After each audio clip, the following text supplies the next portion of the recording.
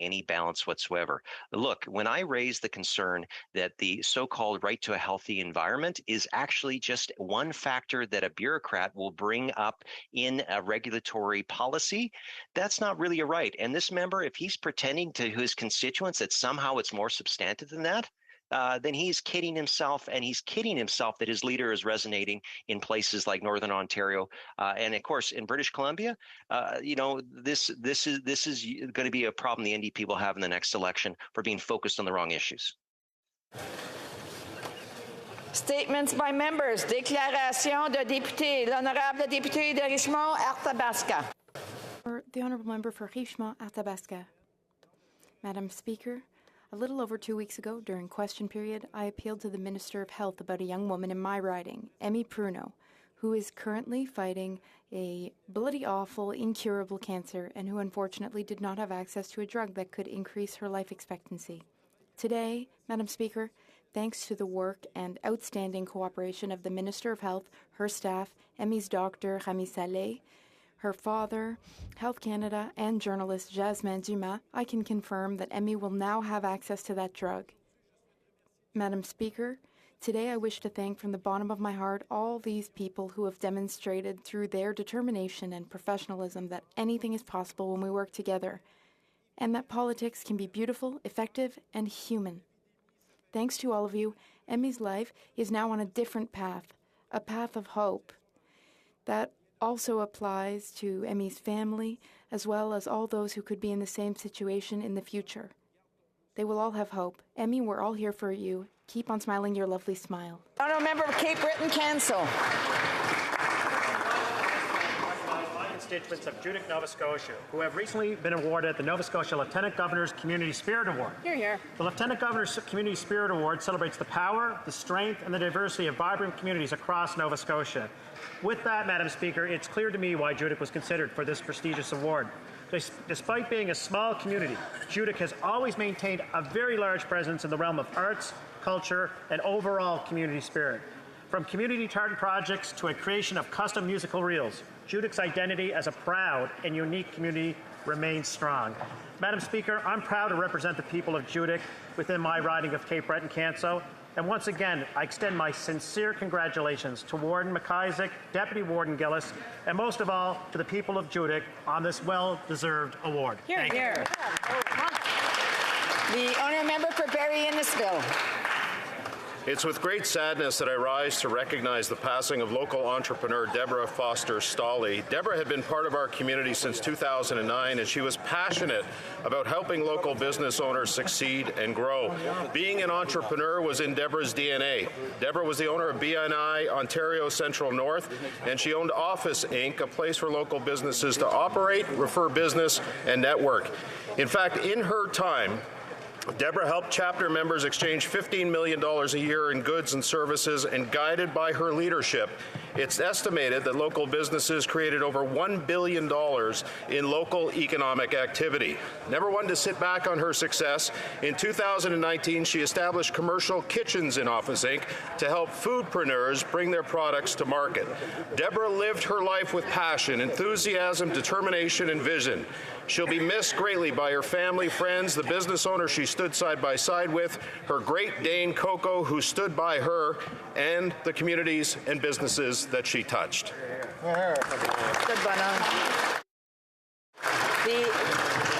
The honourable member for Humber River Black Creek. Thank you very much, Madam Speaker.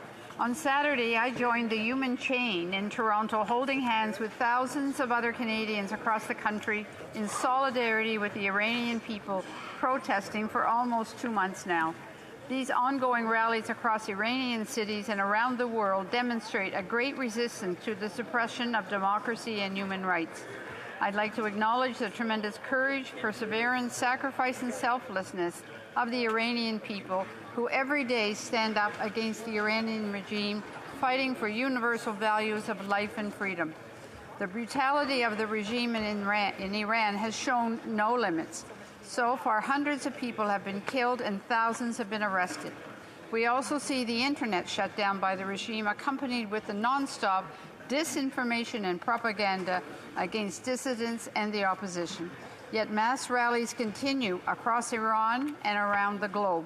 The world shall not and cannot be silent. We all stand in solidarity with the Iranian people in their quest for freedom. Thank you, Mr. Speaker. L'honorable député de Rivière-des-Mille-Îles. The Honourable Member for Rivière-des-Mille-Îles. Thank you, Mr. Speaker. Today, I would like to extend my congratulations to a town in my riding, a town I've lived in for many years, a town that has stood out in many ways over the years. In fact, it was described by the judges of the Communities in Bloom competition as a green oasis. HoC was declared winner of the Grand Champions category at the Communities in Bloom National and International Award Ceremony in Victoria, British Columbia.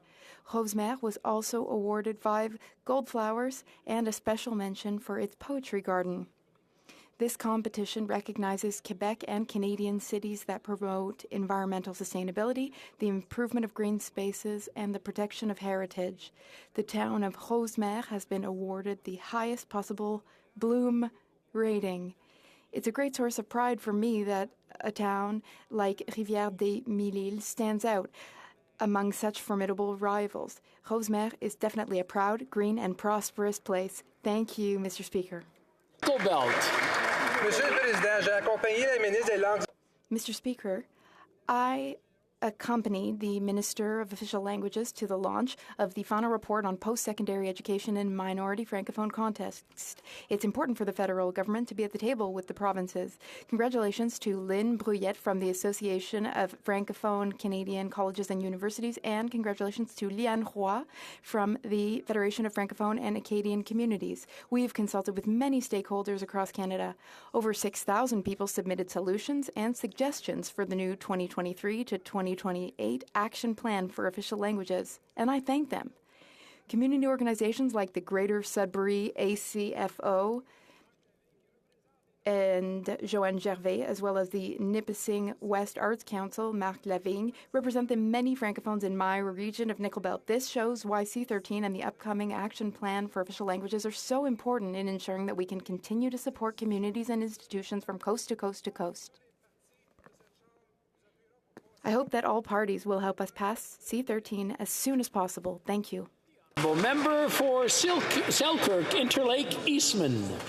Mr. Speaker, the world is at a crossroads. The ongoing power struggle between dictatorships like Russia and China against Western democracies is threatening our future and our way of life. Russia's brutal and illegal war against Ukraine is the most obvious symptom of this threat. The communist regime in Beijing is weighing options on when to invade Taiwan. Both are challenging Canada in our Arctic. Meanwhile, this Liberal government is refusing to invest in our military. They have failed to modernize NORAD and update our North Warning System. And these Liberals are still making our forces fly obsolete fighter jets and sail archaic submarines. And most shockingly, according to retired General Rick Hillier, we have roughly half the number of the troops we need. Our current Chief of Defence Staff characterized it as a crisis. I call it a catastrophe. But, Mr. Speaker, there's good news on the horizon. Our Conservative leader, the next Prime Minister of Canada, will put Canada first, give our troops the kit they need, and restore the honour and respect to those who serve our country in uniform. The Honourable Member for Newmarket, Aurora. Mr. Speaker, on Saturday, October 22nd, Canadians came together from coast to coast to coast, in person and virtually, to celebrate Light the Night Walk 2022. Dedicated to the blood cancer community, it is a celebration of the many donors, supporters, volunteers, blood cancer survivors, and loved ones lost.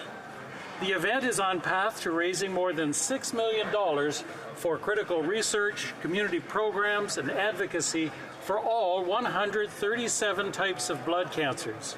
Mr. Speaker, Light the Night continues to shine a light for the blood cancer community and shows those affected by blood cancer that they are not alone. I want to congratulate all those who participated in Light the Night 2022 for their dedication and commitment to shining light over the darkness of cancer. Thank you, Mr. Speaker. The Honourable Member for London North Centre. Mr. Speaker, today I paid tribute to a political colleague and friend, the Honourable Ed Holder. who was sworn in as London's 64th mayor on December 1st, 2018. After much success, he decided not to seek re-election in the recent municipal election. Before being chosen by Londoners to lead our city, Ed served as the Conservative Member of Parliament for London West from 2008 until 2015 and as Federal Minister for Science and Technology. Though we come from different political backgrounds, collaborating with Ed has been an excellent experience and one that saw us always put partisan interests aside for the best interests of Londoners. Prior to politics, Ed served as the president of Stevenson Hunt Insurance and dedicated himself to the community. He has held leadership positions in more than 40 community organizations and not-for-profit organizations in particular. Ed, it's been a privilege to work with you. I wish you nothing but success in the future. And to London's newly elected mayor, Mayor-elect Josh Morgan. Josh, I know we're going to achieve great things together. I wish you nothing but success as well. Thank you very much. The honourable member for Edmonton West. Mr. Speaker, Edmonton's Veteran Association Food Bank is in need. The shelves are empty and donations are down. And they've been asking this government for help. But what's the Liberals' spending priority? Well, it's $54 million for a Arrive Can. $54 million for an app that could have been created by a bunch of pimply-faced teenage hackers over a weekend using a Commodore 64. $54 million for an app that falsely sent 10,000 Canadians under threat of this government into quarantine. $54 million for an app that clogged up our airports and led to long waits and missed flights. $54 million for Arrive Can while veterans turn to food banks to eat.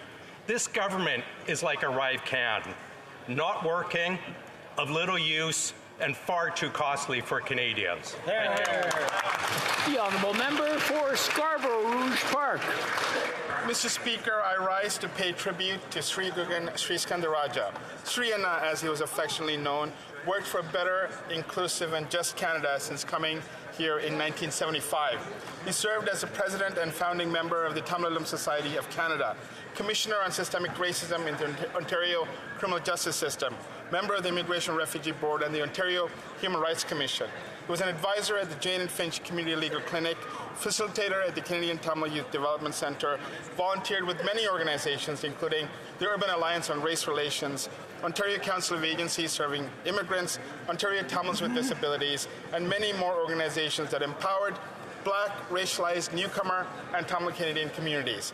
On a personal note, he was a mentor, friend, and elder, and a highly principled man who was universally admired. He has been recognized with many awards, including awards from Cantide, Urban Alliance on Race Relations, Ontario New Democratic Party, HoC, and ODT. He will be missed by his partner and soulmate Janet and his daughter Anya, and a grateful Tamil nation. Thank you, Mr. Speaker.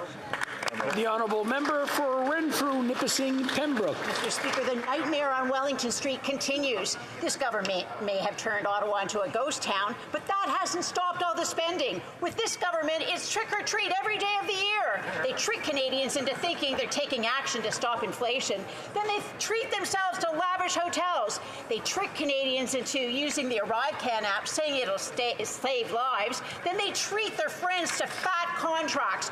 One former Liberal MP got $237 million for ventilators we never used. They trick us with talk of climate action, then treat themselves jetting on carbon contrails to Costa Rica. Tonight, every child who pays the parent candy tax will get their first taste of life in Canada. When this Prime Minister is not wearing a racist costume, he's reaching into the candy bags of every Canadian. We get tricked while they eat our treats. The honourable member for Medicine Hat, Carson Warner. Mr. Speaker, the Nova Scotia mass murder was the deadliest in Canadian history, claiming 22 lives, a tragedy for families, Nova Scotia residents, and all Canadians.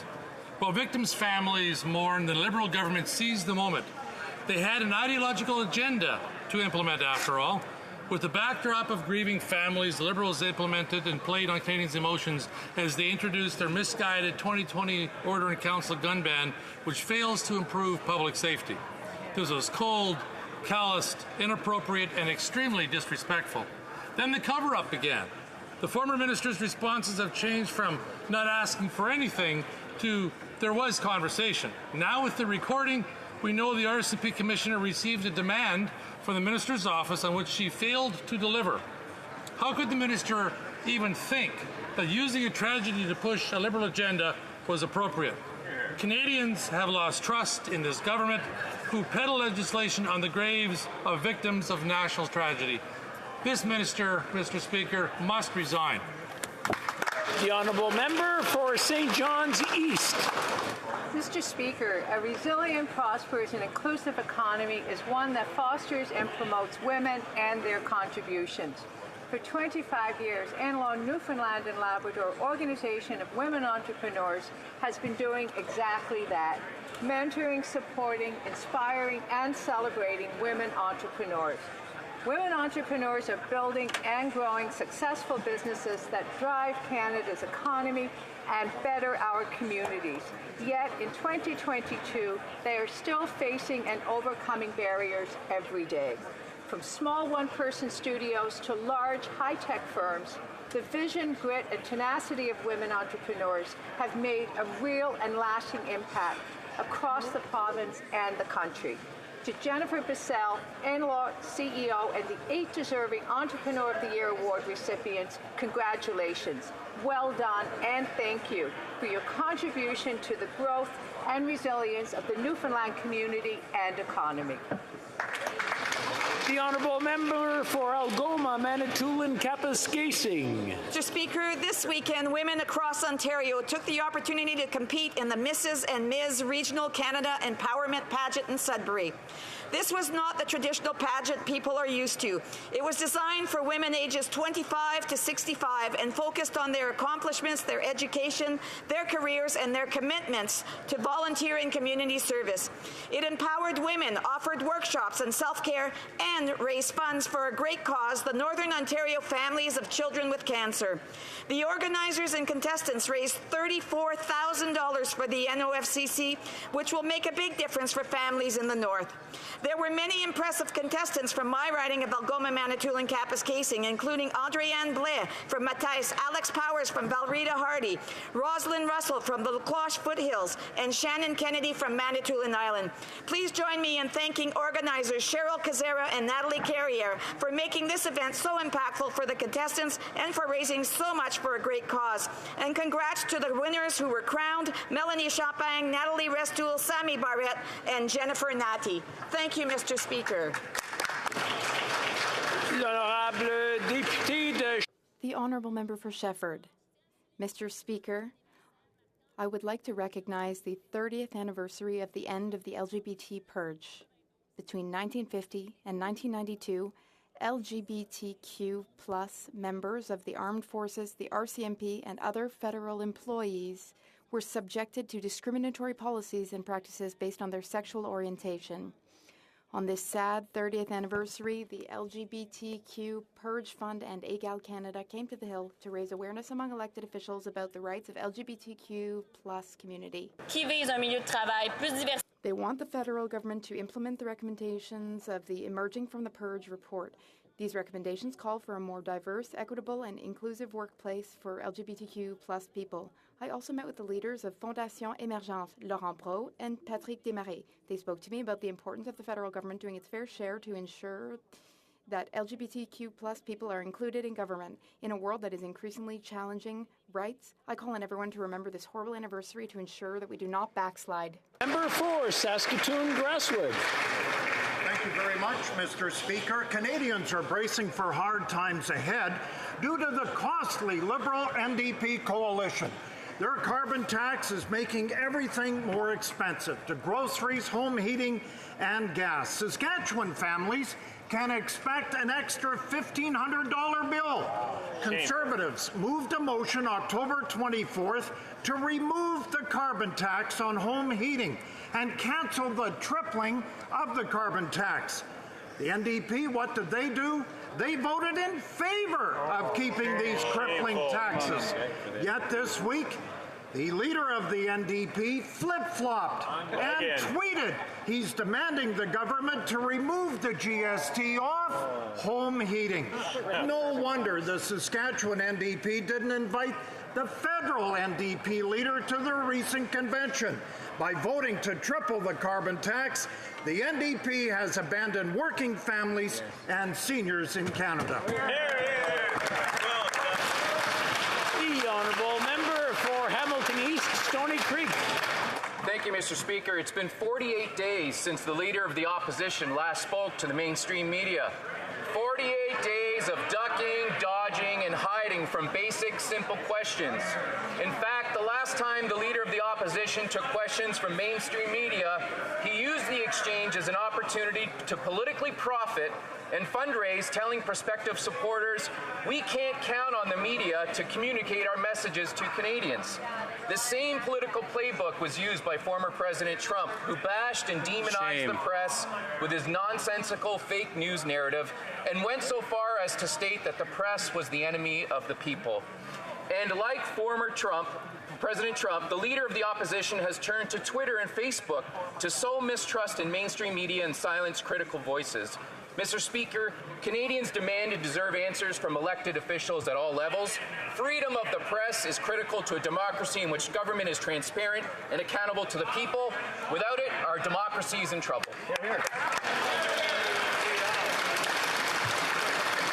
Oral questions, question orale, the Honourable Leader of the Opposition.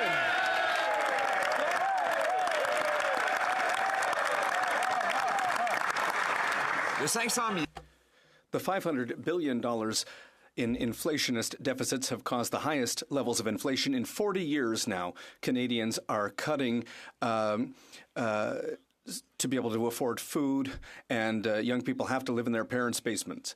The economic update will give the government the opportunity to cancel these inflationary policies. But is it not ironic that the things that the government is going to have to do to address this crisis are cancelling 100% of what they've done for 7 years?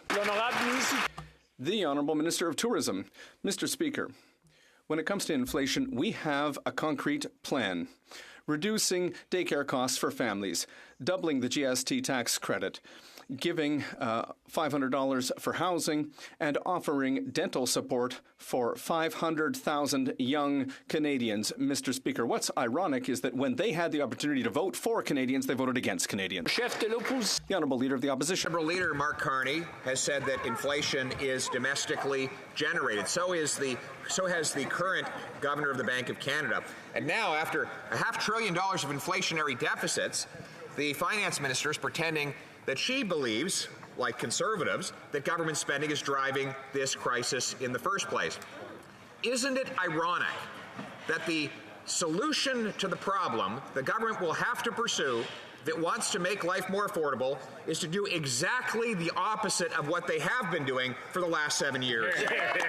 The Honourable Minister. Mr. Speaker, on inflation, our government is taking concrete steps to reduce child care fees, and in my own province, it's over $6,000 for average for family, doubling the GST credit, providing a one-time $500 payment for renters, and Mr. Speaker, 500,000 kids will get dental coverage that they never had before. What's ironic in this House, Mr. Speaker, is that when the Conservatives had the chance to vote for Canadians, they voted against, we voted for them. Leader of the Opposition. None of what they've done has actually worked. This week we found out 20% of Canadians are skipping meals or cutting portions to afford groceries. In fact, 1.5 million Canadians are have in 1 month visited the food bank. And finally, speaking of food banks, the one at Jane and Finch actually got kicked out of its location because rent doubled. How much pain will Canadians have to suffer before this government stops its inflationary policies? The Honourable Minister. Mr. Speaker, we understand that times are tough for Canadians, and that's why our government, since we've been in office in 2015, has lifted 2 million people out of poverty. We know that it's not enough. We know that there's more to do, and that begs the question, Mr. Speaker, why did the Conservatives vote against vulnerable kids who just wanted to get their teeth looked at? Why did they vote against people who needed a $500 top-up on their housing? Why did they vote against childcare? And, Mr. Speaker, we know they can't wait to cut it up. We are always going to stand on the side of Canadians. Honourable Leader of the Opposition. According to a Bloomberg Nanos poll, the largest share of Canadians in recorded history say they're worse off than a year ago. What did the NDP do as a solution to that? They voted to raise home heating bills. Yes, them along with their costly coalition partners in the Liberal Party voted twice to make home heating more expensive by tripling the carbon tax. The Liberals understand that the purpose of the carbon tax is to make home heating more expensive. Will they tell the NDP that that is in fact the plan? The Honourable Minister for Immigration. Mr. Speaker, I can tell you it's nice to take a question from my friend opposite once again, but I got to say, as an Atlantic Canadian, it really burns me to see this line of questioning. We're dealing with neighbours that I've got right now who've lost over 6 figures in corn crops that they're trying to feed their cattle. We've seen silos come down. We've seen wharves damaged. And we know that when we put a price on pollution, it puts more money in the pockets of 8 out of 10 Canadian families. If they want to be laggards when it comes to climate action, they're free to do so, but they shouldn't be so committed to taking money from my neighbours while they do it. The Honourable Leader of the Opposition. Well, the carbon tax is not a climate plan. It is a tax plan. They have not hit a single solitary climate change target since they took office. And now they want to not double down, but triple down on their failure by tripling the carbon tax as we go into a winter when analysts expect that heating costs will go up 100% and more for families in that member's riding who heat their homes with oil. Mr. Speaker, will the costly coalition, including the NDP, finally reverse themselves so the Canadians can keep the heat on? The Honourable Minister. With respect to the allegation that our plan to put a price on pollution is a tax on Canadian households, he knows it's bogus. Year after year after year, he's been making this point in the House of Commons, and year after year after year, it's proven to him that Canadians actually receive more from a dividend than they put out on pricing. The reality is this is one amongst many measures of our climate plan. We know that it's the right thing to do, and we're seeing it in my community because right now, it's very clear the cost of inaction is far greater than the cost of taking action. We're going to do the right thing, both by the environment and the bottom line of Canadian households. The Honourable Member for La Prairie. Mr. Speaker, on Thursday, the Toronto Star revealed the federal government's strategy when it comes to health transfers, and it confirms our worst fears. The Prime Minister refuses to meet with his counterparts in Quebec and the provinces as long as they're unanimous in asking for $28 billion in increases and an indexation at 6%. He wants to break the provinces. He wants to negotiate individually with the provinces that are going to break and force them to abandon their asks and accept his conditions. It's dividing to rule, Mr. Speaker. Our hospitals are overflowing. Why is the government working to make sure the provinces don't get the money they need? The Honourable Minister of Health. Thank you, Mr. Speaker. My colleague is speaking about division, but no, we are all united. All the health ministers and myself are united, and we are working for the same people. We are working with the same dollars. We all want to invest to support our healthcare workers who need that support, given the difficult conditions we're facing right now. And we're going to take care of all Canadians, no matter where they are. The Honourable Member for La Prairie.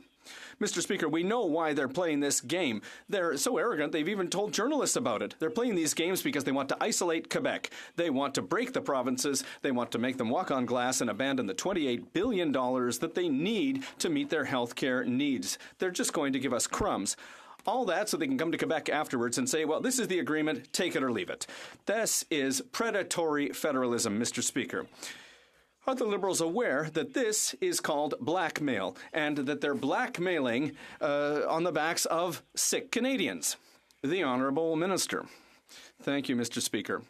Not only are we all united on the importance of acting for our healthcare workers and for patients who need help, but also the federal government is going to do its part. It's been doing that for years with the $72 billion in additional money on top of the transfers. And these investments continue, Mr. Speaker, with rapid test vaccines, Paxlovid, and personal protective equipment. All of that is still underway because the pandemic continues, along with the $2 billion to reduce surgery wait times and diagnostic wait times. And I can continue to speak about that, Mr. Speaker. The Honourable Member for Rosemont-la-Petite-Patrie. Mr. Speaker, while rich CEOs of the big grocery stores are filling their pockets, people have to choose between paying rent or paying for food. 1 person in 5 is skipping a meal to reduce their grocery bill, and demand is exploding in food banks. That's where we're at, Mr. Speaker. The Liberals are letting these greedy companies force Canadians into making impossible choices. People are hungry and CEOs don't care. In their economic update, will the Liberals finally make rich CEOs pay their fair share, or do they not care either? The Honourable Minister of Innovation. Mr. Speaker, I'd like to thank my colleague for his question. Mr. Speaker, my colleague knows very well what we've done. He doesn't need to politicize this question. Everybody here in this House wants to make life more affordable for Canadians. Mr. Speaker, my colleague knows very well that it's not just today that we've started to be interested in this. I wrote to the Competition Bureau last May, Mr. Speaker, asking them to use all the tools at their disposal to make sure that the grocery stores are acting properly. Last week, I called for an investigation, and I've spoken to a number of these CEOs from across the country to tell them to do their fair share. Everyone has to do their part to help families, Mr. Speaker. Honourable member for Elmwood Transcona. Mr. Speaker, prices are now so bad that 20% of Canadian families are skipping meals to cut down on food costs. And as interest rates continue to rise, Canadians need their government to act to reduce costs. In the fall economic statement, they have an opportunity to do that. They can make it easier to prosecute grocery price fixers. They can implement a windfall profit tax to ensure big companies aren't using inflation as an excuse for highway robbery. It took this government 6 months to take the NDP's advice and double the GST tax credit. So how long is it going to take this time for the Liberals to see the light and implement these simple, helpful measures? Hear, hear. The Honourable Minister for Innovation. Mr. Speaker, I'd like to thank my colleague for his question. Mr. Speaker, there's no need to bring politics in something that concerns all Canadians. Everyone in this House, Mr. Speaker, wanted to do their part to bring price downs for Canadians. Mr. Speaker, it's not yesterday we look at that. I wrote to the Competition Bureau back in May of this year, Mr. Speaker, asking them to use all the tools at their disposal to make sure there was no unlawful practice in the market. And more recently, I asked for an investigation, Mr. Speaker. I spoke to the CEOs of a number of these chains around the country. Mr. Speaker, everyone needs to do their part to help Canadian families in times like that. The Honourable Member for Calgary Forest Lawn. Mr. Speaker, Liberal inflation has 1 in 5 Canadians skipping or cutting back on meals, with more families pushed to food banks. Liberals will punish Canadians further by tripling the carbon tax on home heating, groceries and gas. Meanwhile, this Prime Minister sings in luxurious hotels abroad and spends in 4 nights what an average family spends in a whole year on rent. Canadians can't afford this costly coalition anymore. When will the Liberals stop pile-driving Canadians deeper into debt, stop inflationary spending, and stop raising taxes? The Honourable Minister for Tourism. That the rebates that Canadians get, 8 out of 10 Canadians get more money back. And in my own home province of Alberta, almost $1,100 a year comes back to them. And that's why, Mr. Speaker, our plan on affordability, building on all the work we did in the spring, continues here into the fall. Dental supports for 500,000 kids, doubling the GST, $500 in rental supports. Mr. Speaker, we voted with Canadians. Conservatives voted against. Honourable Member for Calgary Forest Lawn. If things were as great as the Liberals say they are, then why are almost 50% of Canadians saying their finances haven't been this bad in a decade? 40-year high in Liberal homegrown inflation caused by the costly coalition is pushing more seniors, more children, and more workers into food banks and skipping meals. Even future Liberal leader candidate Mark Carney doesn't believe the Liberals saying inflation is a global issue. He knows it's a Liberal-made issue. Will the Liberals do the right thing? Stop the pain, stop the empty words, stop the spending, and stop raising taxes. The Honourable Minister for Seniors. Mr. Speaker, we recognize the challenges that Canadians and seniors are facing with paying their bills and for their groceries, Mr. Speaker. That's precisely why we've been there for them. Mr. Speaker, that's why we've doubled the GST credit, putting more money into the pockets of Canadians, Mr. Speaker. That's exactly why we're helping them with rental and dental support, Mr. Speaker. That's why we actually increased the old age security by 10% for those 75 and over, Mr. Speaker. On this side of the House, we'll continue to deliver for all Canadians. The Honourable Member for Thornhill. How many more Canadian families have to visit food banks in this country? How many more young couples will have to give back their keys because they can't pay their mortgages? How many seniors will have to cut back on the necessity of heating their homes before these Liberals and their costly coalition partnership with the NDP wake up to what's going on in Canada? Will they stop the taxes? Will they stop punishing Canadians? Will they commit to stopping their planned tax increases and their tripling of the carbon tax? The Honourable Minister. Mr. Speaker, let's look at the Conservative record on taxes. In 2015, when we lowered taxes on the middle class, the Conservatives voted against. When we voted for the child care benefit, Mr. Speaker, the Conservatives voted against. When we created the Canada Worker Benefit, Mr. Speaker, the Conservatives voted against. When we lowered taxes on small businesses, how did the Conservatives vote? They voted against. And what did they do last week, Mr. Speaker? Instead of supporting Canadians who needed the help the most, the Conservative bench voted against. The Honourable Member for Thornhill. The inflationary spending is the cause of the pain for almost every Canadian, while Liberals pretend that everything is fine. Remember, they told Canadians that interest rates would stay low. They told Canadians that the problem would be deflation, not inflation. We were told then that all of this was temporary so that the government can continue to spend and spend. They told us that they would take on the debt so Canadians wouldn't have to. What else are they going to get wrong? The Honourable Minister. Mr. Speaker, I think we need to roll the tape back in this House to the time when the House was discussing on hybrid parliament how this government, this parliament, would support Canadians in the worst pandemic in 100 years. And this government had bold proposals to make sure that wage subsidies and individual subsidies for people would be able to keep them in their homes. How did the Conservatives vote? They voted with us. Mr. Speaker, are they now saying they wish they would have taken those votes back and not had the CERB and not kept businesses afloat? I think the Conservatives need to tell Canadians what their plan is, because we certainly have one. The Honourable Member for Charlebourg, Haute-Saint-Charles. Mr. Speaker, the Finance Minister is contradicting her Prime Minister when she says the government needs to tighten its belt and cut spending. Even future Liberal leader Mark Carney contradicts him when he says that inflation in Canada is a problem caused by Liberal management. And even if the Finance Minister wants to control spending, she's under pressure from the costly coalition, the NDP and the Liberals, who are working together to continue with these inflationary spending policies. Will the Minister commit to stopping these tax increases and to stop inflationary spending? The Honourable Minister. Let's be clear, when it comes to the Conservatives' record on taxes for Canadians, in 2015, when we lowered taxes for Canadians, the Conservatives voted against. When we created the Canada Child Benefit, the Conservatives voted against. When we put in place a plan for workers, the Conservatives once again voted against that. Last week, once again, Mr. Speaker, they voted against. Our plan is to vote for Canadians. The Honourable Member for Charlebourg-Haute-Saint-Charles.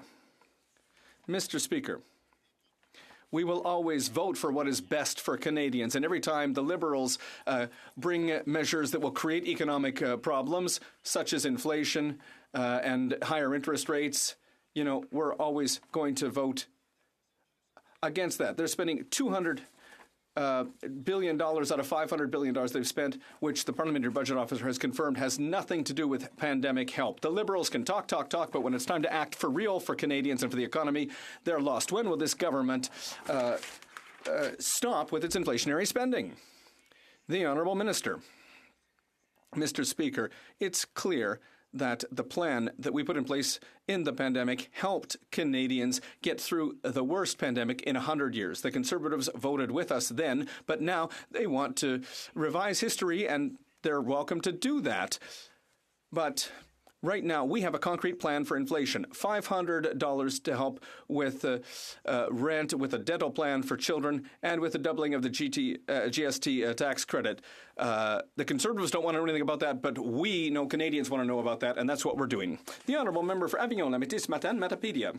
Mr. Speaker, it's going to be uncomfortable to be in the room next week when Canada comes into the room at COP27. The UN has just published another report proving that various countries' climate change plans are driving us straight into a wall. At the same time, Canada announced in Washington that it was going to be accelerating oil and gas products to export more to Europe. Does the government not realize that it's the fight against climate change that we need to accelerate and not climate change itself? Honourable Parliamentary Secretary.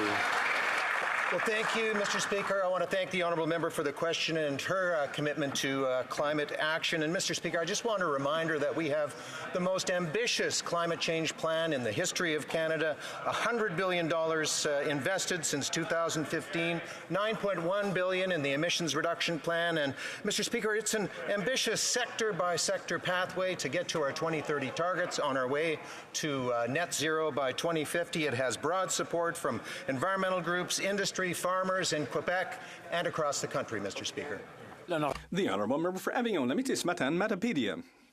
Mr. Speaker, the minister could have said that they're aware of the UN report and that they won't approve any new oil and gas projects. At minimum, he could have said that he wasn't going to accelerate them. But no, imagine, the minister went on the TV last week to explain how he, as a Minister of the Environment, can help oil and gas companies get through the evaluation process more quickly. Mr. Speaker, in the middle of a climate crisis, is it the role of an environment minister to help industry approve their oil and gas projects? The Honourable Minister of Natural Resources. Mr. Speaker, the world must meet the challenge of the climate crisis. This is something that we must absolutely do for our children and our grandchildren. And obviously, Canada has put in place a plan to fight climate change. It's maybe the most detailed plan in the entire world. Obviously, we need to have a strong economy, but we also need to face climate change, and that's exactly what we're doing. The Honourable Member for Avignon, Limites, Matan, Matapedia. Mr. Speaker, at COP27, all the countries that are there are going to be talking about the actions they've taken since the last conference to fight climate change. When Canada speaks, our allies are going to remember that since the last COP, Canada approved Bay du Nord and its billion barrels of oil. They're also going to remember that they announced in Washington that they're going to approve other projects like Bay du Nord, and they even want to accelerate them. Does the minister not realize that worse than coming to COP with empty hands, Canada is going to be coming with dirty hands? The Honourable Minister. Thank you, Mr. Speaker. Obviously, we know that we must meet the challenge of the climate crisis. We need to be a leader in these circumstances. And I want to say that around the world, there aren't many countries that have a detailed plan like Canada's, but we also need to have a plan for the economy. We need to be prosperous for our children and for the future. And we are going to work to do both of those things. Member for Sturgeon River, Parkland. Mr. Speaker, the minister has repeatedly claimed that neither he nor his staff ever requested the RCMP commissioner to reveal confidential evidence. He claims that he never asked for letters of support from independent police to provide political cover for the use of the Emergencies Act. And yet the RCMP commissioner clearly knew that the minister was seeking these letters, and evidence shows that she was working with him to reveal confidential evidence about the Nova Scotia mass shooting. Does the minister expect us to believe that the RCMP commissioner acted alone? The Honourable President of the Privy Council. Thank you very much, Mr. Speaker. You know, there's a very significant problem with the member's theory, which is based entirely on speculation, innuendo, and conjecture. But Mr. Speaker, he ignores the facts, and here are the facts. Mr. Speaker, at no time did I or the government attempt to interfere in police operations. I did not direct, ask, or even suggest to the Commissioner that she release that information, and the Commissioner herself has testified under oath that I did not receive direction, I was not influenced by government officials regarding the public release of information. Mr. Speaker, those are simply the facts.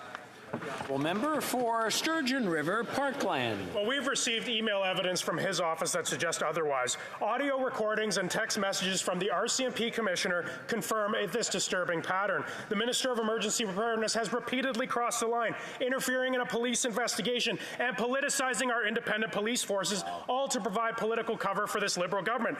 The evidence against the minister is piling up. It's no wonder that the commissioner is looking for a new messaging app to permanently delete messages. The minister keeps denying, but the facts say otherwise. When will the minister finally come clean? The Honourable Minister.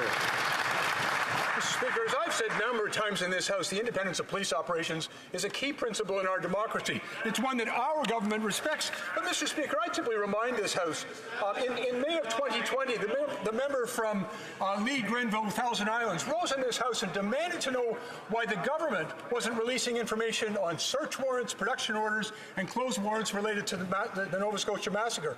And at that time, Mr. Speaker, I was forced to rise in the House and explain to that Conservative member, and as I did to all members, that our government does not interfere with ongoing criminal investigations, and the RCMP are responsible for the information that he sought. The Honourable Member for Louis Saint Laurent. Mr. Speaker, here are the uncontestable facts. In a conversation 10 years after the tragic incident, here's what the Commissioner said to her colleagues. She confirmed that there had been political interference in the ongoing investigation. First, she said, I had a conversation with the minister and I said that it would be in the communique and it wasn't. Second, she said, did you know that the government is working on a weapons bill right now? And she said, third, I'm waiting for a phone call from the Prime Minister to apologize. 1, 2, 3. Why does the minister continue with this cover-up? The Honourable Minister. On the contrary, Mr. Speaker, I've risen in this House a number of times and simply repeated the truth to the members. I'm not going to speculate on a conversation of which I was not a party. I can simply advise this House, at no time did I direct, ask, or even suggest to the minister, to the Commissioner of the RCMP, that she should release any information pertaining to this investigation. And under oath before the Mass Casualty Commission, the Commissioner has confirmed that she was not directed by myself or any government official, and that with respect to the release of information or in the conduct of the investigation. Mr. Speaker, those are simply facts. The Honourable Member for Victoria. Mr. Speaker, this weekend, the Environment Minister criticized oil and gas companies for paying out huge profits to their shareholders instead of taking climate action. But it's hard to believe this minister's fake outrage when the Liberals are still handing out billions of dollars to big oil, all while these corporations rake in record profits. The minister won't put a windfall tax on these excess profits to invest in climate action and to make life more affordable. Will the minister finally stand up to big oil by making them pay what they owe? Honourable Parliamentary Secretary to the Minister of the Environment. Well, thank you, Mr. Speaker. I want to thank the Honourable Member for the question. And, Mr. Speaker, we know two things for certain. Oil and gas emissions must come down, and that energy companies are making record profits. And like us, Mr. Speaker, energy companies must put their shoulder to the wheel and begin investing in pollution reduction, Mr. Speaker. We need to work together to create the clean economy and the good jobs of today and tomorrow. And, Mr. Speaker, we'll be with them every step of the way as we meet our 2030 targets on our way to net zero by 2050. The Honourable Member for Timmins, James Bay. So big oil has racked up their highest profits ever, and that's no surprise to Canadians who are getting gouged at the pump. So how is big oil spending their loot? Well, stock buybacks, payouts to investors, automation as they lay off thousands of energy workers. As for climate action, not a chance. They want the taxpayers to pick up the bill. So when is the Environment Minister going to stop acting as an ATM for the oil lobby and hold him to account? When is he going to make the investments necessary in a clean energy transformation that doesn't leave Canadian workers behind? The Honourable Minister. Thank you, Mr. Speaker, and I would advise the honourable member perhaps to actually read the emissions reduction plan. This government has invested over $110 billion in reducing emissions around this country and in making investments to actually grow a clean economy going forward. It is something that you have to actually think about on both sides of the equation. Yes, we must reduce emissions, but we also have to think about creating jobs and economic opportunity for the future, and that is exactly what we are doing. Outstanding. The Honourable Member for Willowdale. Mr. Speaker, yesterday Prime Minister Trudeau stood shoulder to shoulder with protesters.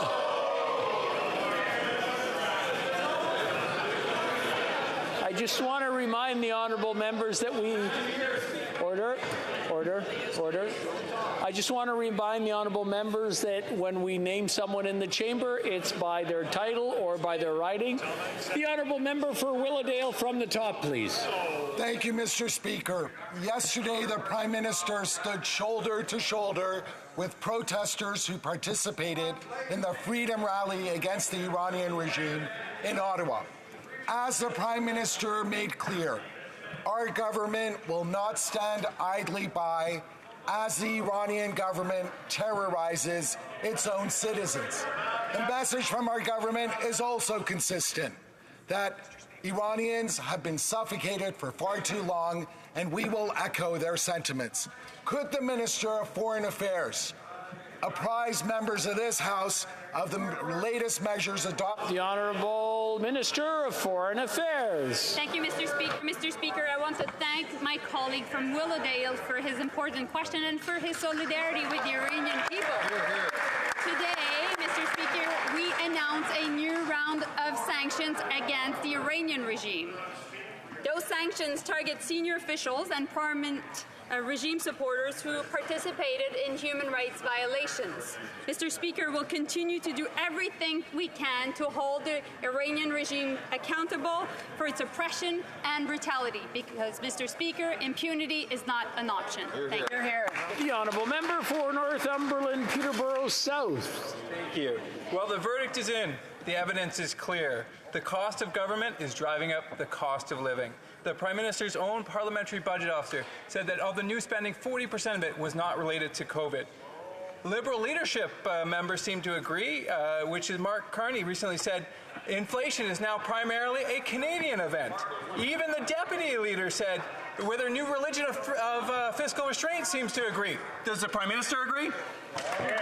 The Honourable Minister for Tourism. Mr. Speaker, let's be clear what the Conservatives are saying. They are saying that they wouldn't have put in place the CERB, which kept millions of Canadians in their homes. They wouldn't have had the wage subsidy, which kept 60,000 businesses operating just in the energy sector alone in Alberta. They wouldn't have had the rent subsidy, which helped.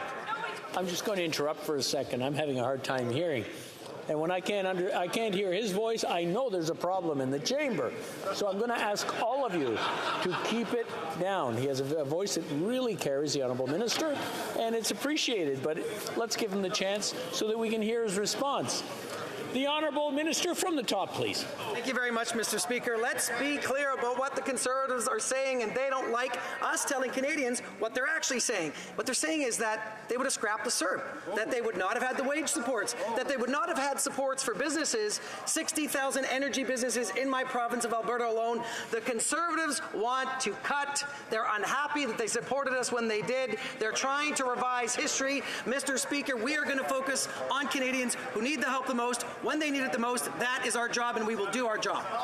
Honourable Member for Northumberland, Peterborough South. Let me set the record straight, Mr. Speaker. What Conservatives stand against is high inflation, leading to the highest food bank usage, a third of which are children. That's what Conservatives stand against.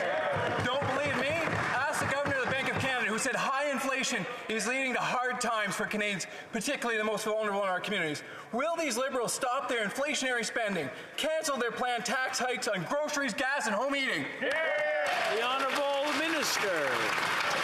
Mr. Speaker, the Conservative plan is just to cut. What is their plan?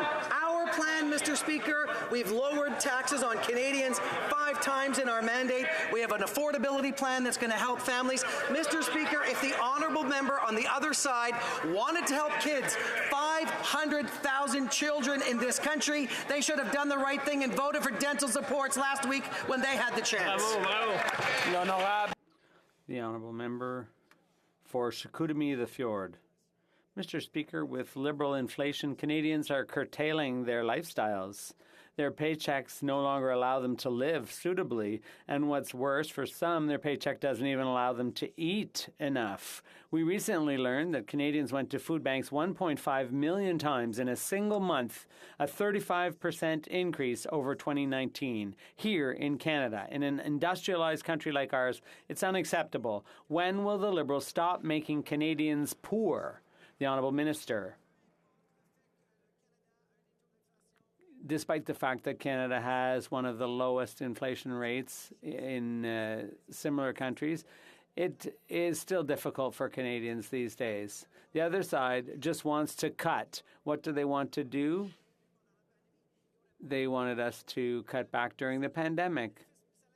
They wanted to they voted against the wage subsidy and supports for business. Mr. Speaker, we support Canadians. We did it during the pandemic and will continue to do so. The honourable member for Chicoutimi the Fjord. Mr. Speaker, the Liberals have to stop blaming global conditions. They attacked Canadian energy, and now the price of gas is almost $2 a litre, and winter isn't even here yet.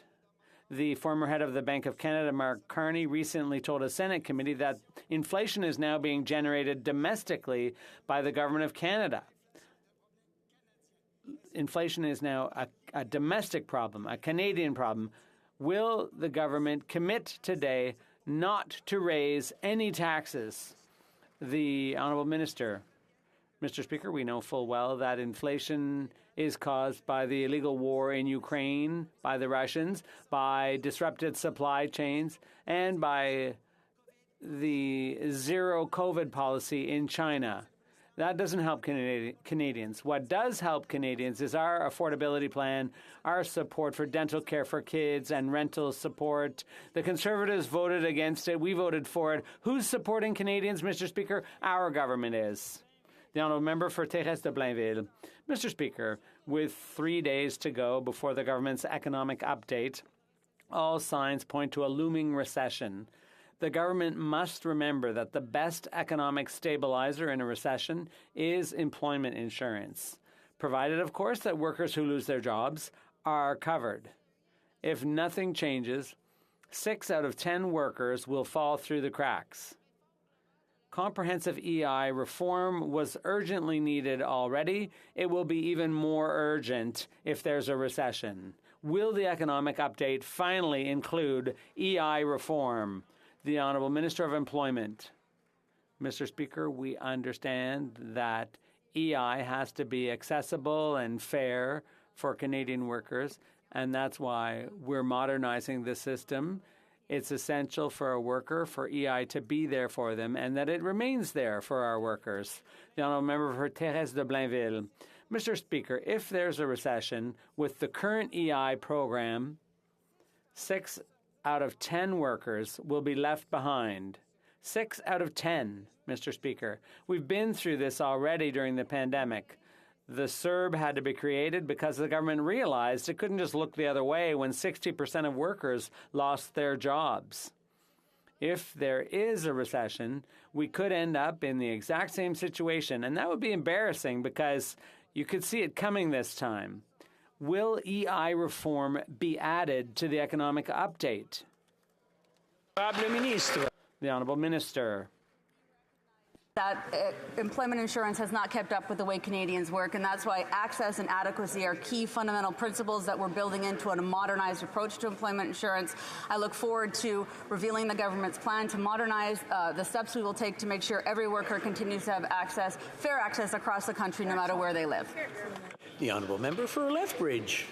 Whether it's home heating, groceries, or gasoline, Canadians are finding it extremely difficult just to be able to make ends meet. And while I'm concerned for all Canadians, there is one group in particular that has my heart, and that is those who live on a fixed income. Because at the end of the day, as prices go up, they don't have the ability to create a greater income for themselves, which puts them in a place of trouble. And many are living on the edge of poverty, which is not okay. So my question is very simple, and that is this. Will the Liberals demonstrate a bit of compassion today and commit to stopping their out-of-control inflationary spending spree and stop their punitive tax hikes on those who are finding it hard to make ends? The Honourable Minister for Seniors. Let's look at the facts. The fact is, when the Conservative Party was in power, their plan for seniors was to raise the age of retirement to 67. Yes, the first thing we did, Mr. Speaker, we reversed that back to 65. The fact is, Mr. Speaker, the party opposite opposed every single measure that we put forward to support seniors. The increase to the GIS, the increase to the old age security by 10%, our enhancements to the CPP, Mr. Speaker. Mr. Speaker, we've just moved forward on doubling the GST credit with the payments going out this Friday. We're moving forward delivered on rental and dental support, Mr. Speaker. On this side of the House, we're going to continue to deliver for Canadians, including seniors. The honourable member for Lethbridge. I don't think there was much hope in there for Canadians, so let me ask again. It's no secret that Canadians are struggling to be able to make ends meet. Just putting healthy food on their table is a struggle. We know that the number of Canadians going to food banks is skyrocketing. Meanwhile, the Prime Minister has no problem jet-setting around the world or spending $6,000 a night on hotel rooms. So again, I would ask, please come back down to reality. Would this government stop its punitive tax hikes and its out-of-control inflationary spending in order to make sure that Canadians can afford to live? The Honourable Government House Leader. Thank you, Madam Speaker. And indeed, across the world, the problem of making ends meet and paying bills is being felt profoundly. What is irresponsible is to say that those are struggling, that you're going to amplify their fears and anxieties, that you're going to mislead them about their situation. And let's talk about inflation. When Canada has one of the lower rates in the world on inflation, that isn't acceptable. That doesn't help pay the bills.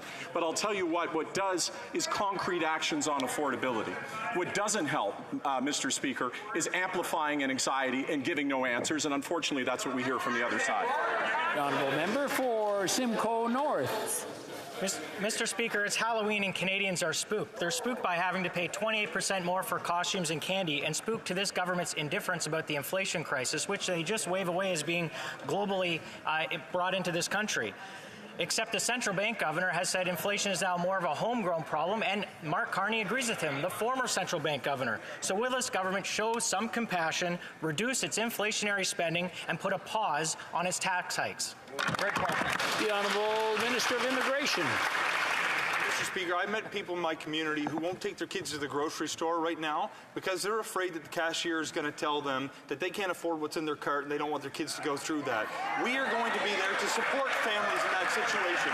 When they talk about tax hikes, Mr. Speaker, they're talking about programs like the Canada Pension Plan and like EI. There are people in my community who depend on EI when they fall on tough times. There are people who have worked their entire lives to make sure the Canada Pension Plan would allow them to age with dignity and buy groceries in retirement. We will defend low-income families today and every day. It's nice to see that they finally speak to the issues. It'd be better if they actually voted for measures to achieve those ends. The Honourable Member, the Honourable Member for Châteauguay-Lacolle. Mr. Speaker, since her appointment, the Defence Minister has made it clear that we have to build military institutions where every member feels safe, protected, and respected. That's why she accepted Ms. Arbour's report in its entirety and immediately stepped up efforts to change the culture within the defense team.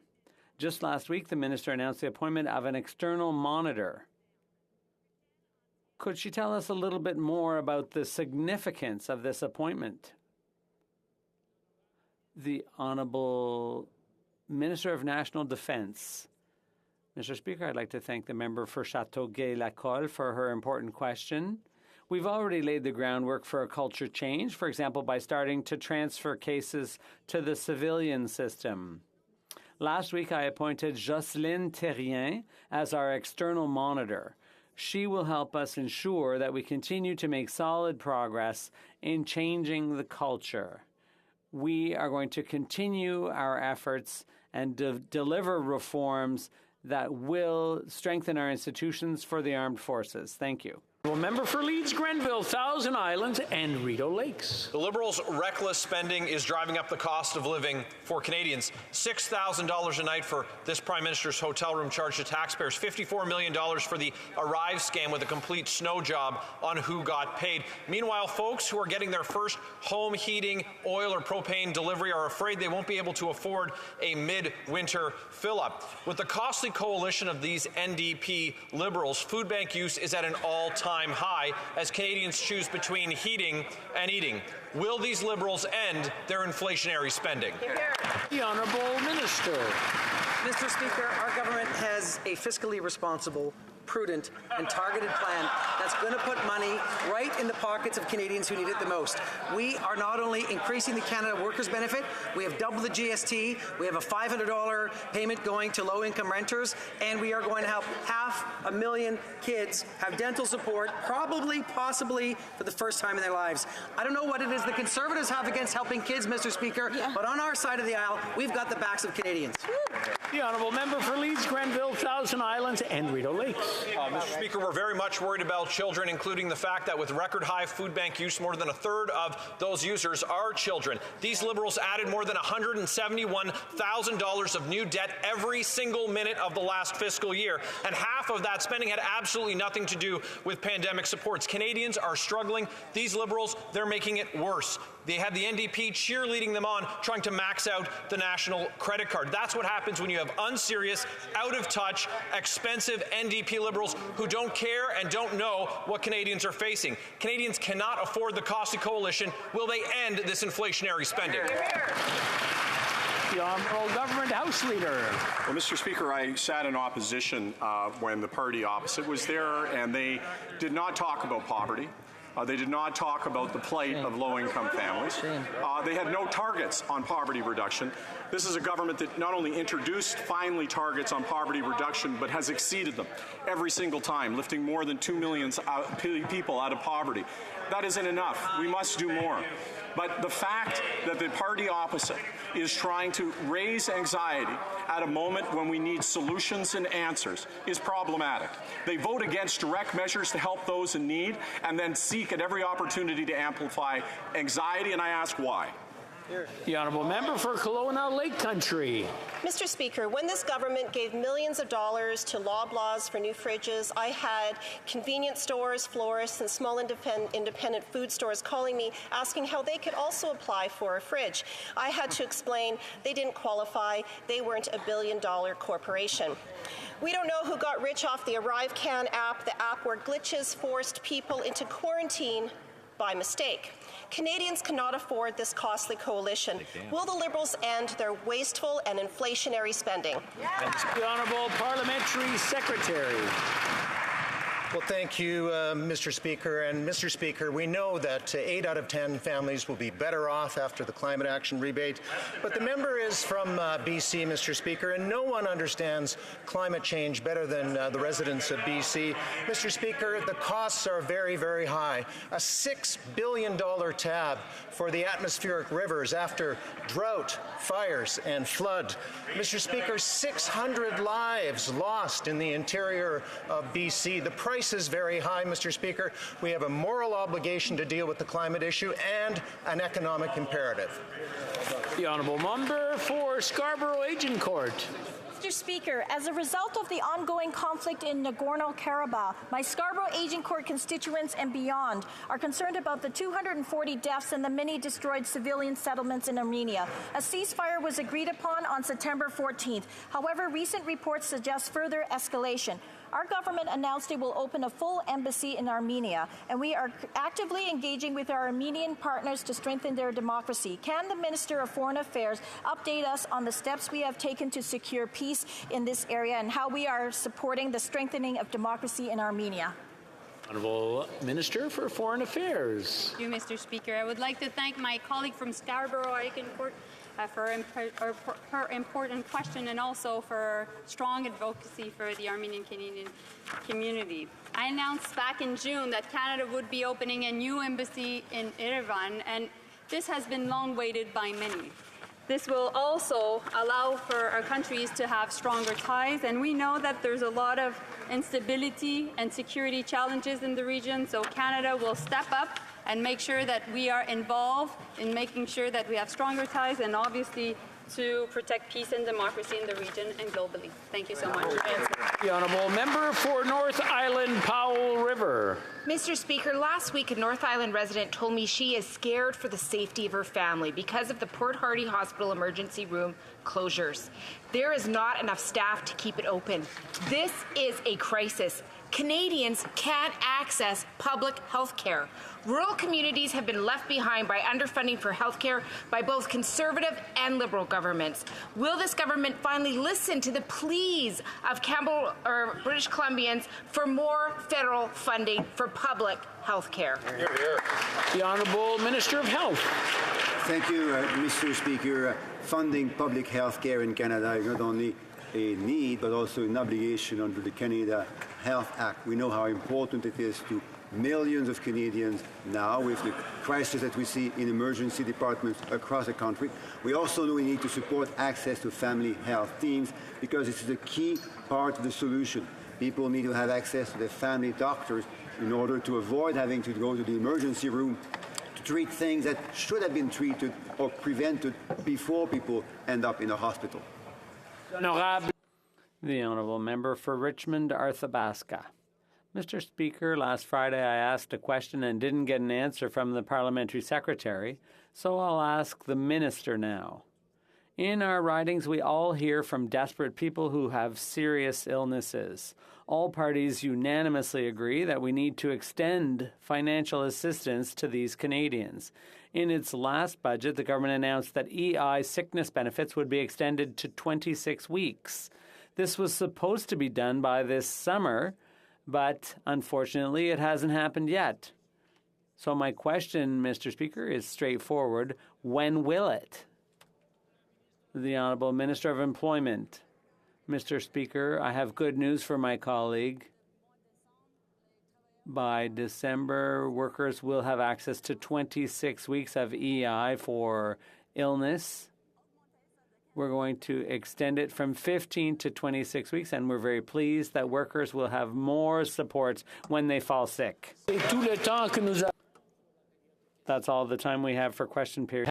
We have a point of order from the Honourable Member for Thornhill. There have been consultations among the parties, and if you seek it, I believe you will find unanimous consent for the following motion: that given the brutal death of Mahsa Amini at the hands of the IRGC, the subsequent crackdown in Iran on women's rights, civil liberties, and fundamental freedoms, and a long history of grave human rights abuses and violence against women perpetuated by the Iranian state, that this House declare its support for the removal of Iran from the United Nations Commission on the Status of Women.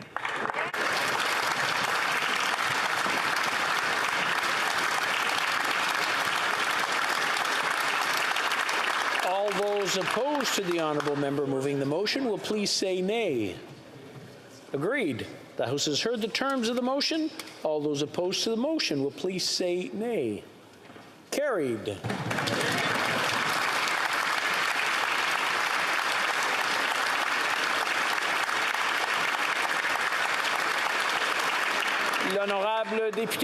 The Honourable Member for Shefford with a point of order.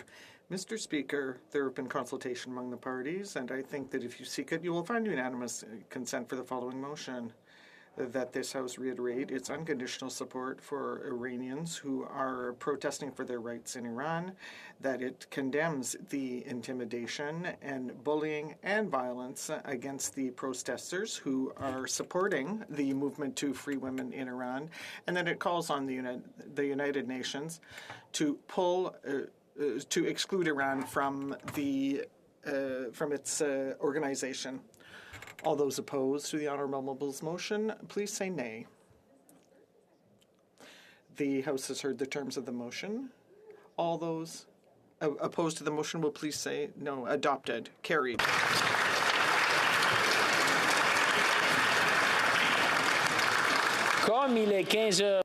It being 3:10, pursuant to order made on Thursday, June 23rd, 2022.